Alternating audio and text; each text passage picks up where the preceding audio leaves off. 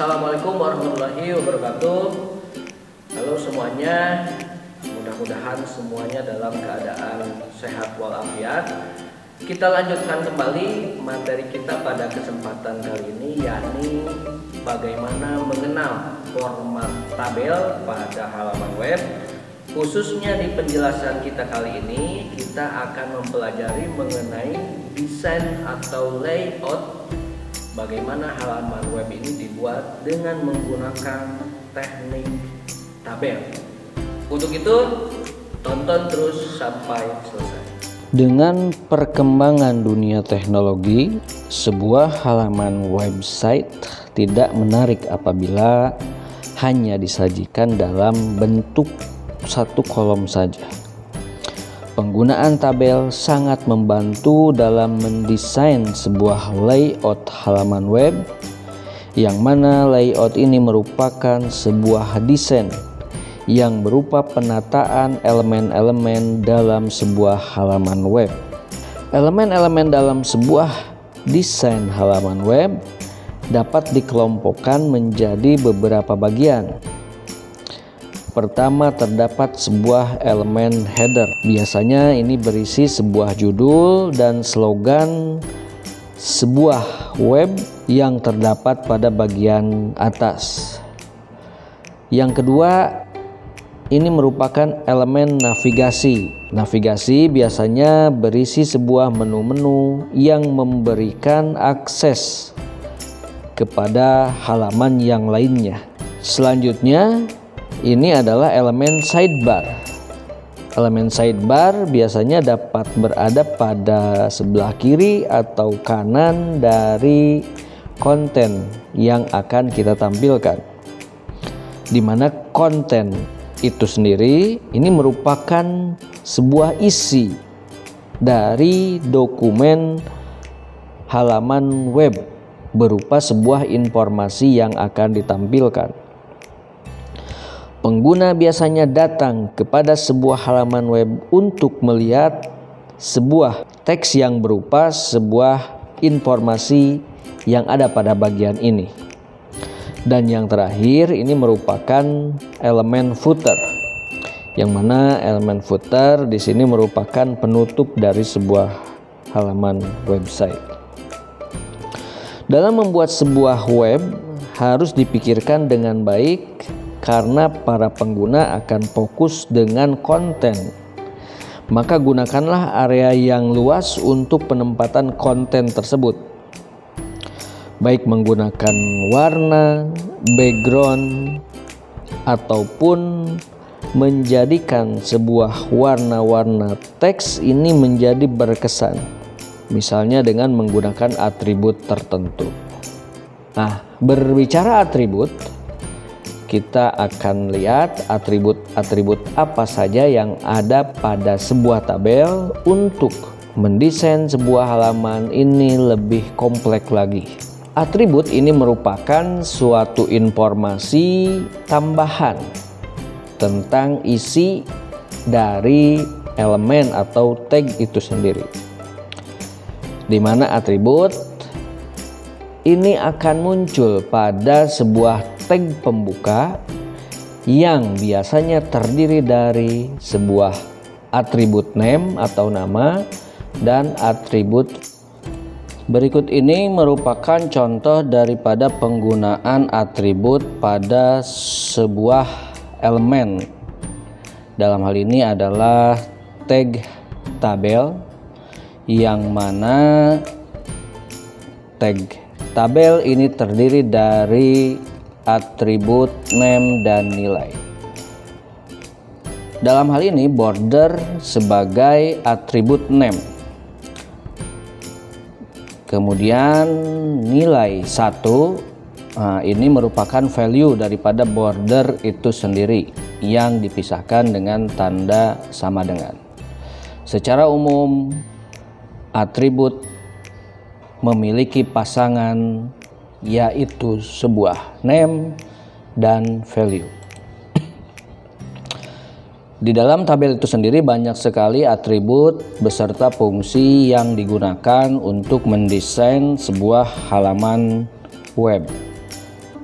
diberikan beberapa contoh, misalnya cell padding, yakni digunakan untuk mengatur jarak dari border sisi dalam sebuah tabel.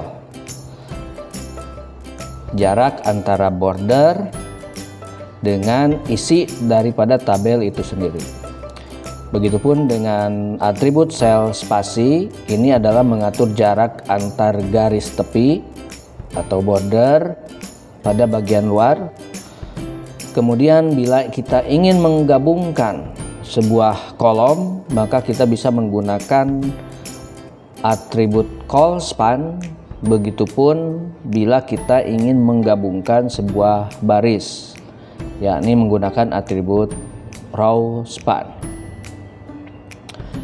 Nah, selanjutnya kita akan melihat bagaimana penerapan atribut dalam mendesain sebuah halaman web dengan menggunakan konsep tabel.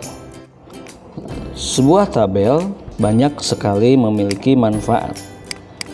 Selain daripada digunakan sebagai penyampaian informasi yang terstruktur, tabel ini juga dapat digunakan sebagai layout sebuah halaman web. Kita akan mencoba menerapkan konsep tabel ke dalam sebuah halaman web HTML.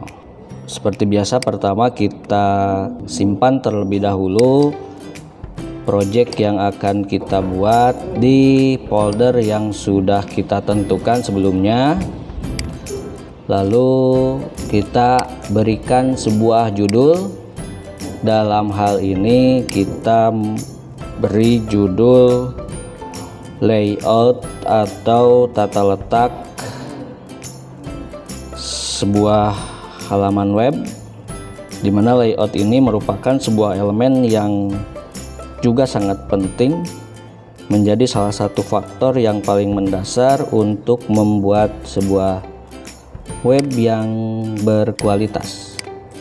Seperti yang sudah dijelaskan pada video sebelumnya, tag table dituliskan di antara body. Kita akan membuat 3 buah baris dan 2 buah kolom untuk menerapkan sebuah aplikasi desain dengan konsep tabel. TR atau 1 TR ini menunjukkan 1 buah baris yang akan kita buat. Bila kita ingin menyisipkan 3 baris, artinya kita harus membuat sebanyak 3 buah TR. Nah, kita isi header, kemudian konten, dan yang terakhir adalah footer. Kita simpan terlebih dahulu sebagai gambaran dasar daripada script yang kita buat. Nah, bisa dilihat di sini masih belum terdapat sebuah komposisi yang sesuai karena belum ditambahkan beberapa atribut yang sesuai tentunya. Kita akan menggunakan sebuah atribut border yang mana fungsinya adalah akan memberikan sebuah garis pada tabel itu sendiri. Kita coba menggunakan width, di mana width ini akan membuat pada tabel itu sebuah lebar daripada tabel itu sendiri. Allegiance Center ini akan menuliskan teks yang tertulis di dalamnya berada pada tengah-tengah tabel. Bisa dilihat hasil yang sederhana, namun tetap masih belum terdapat beberapa atribut, baik itu dilihat daripada lebar, tinggi, dan yang lainnya.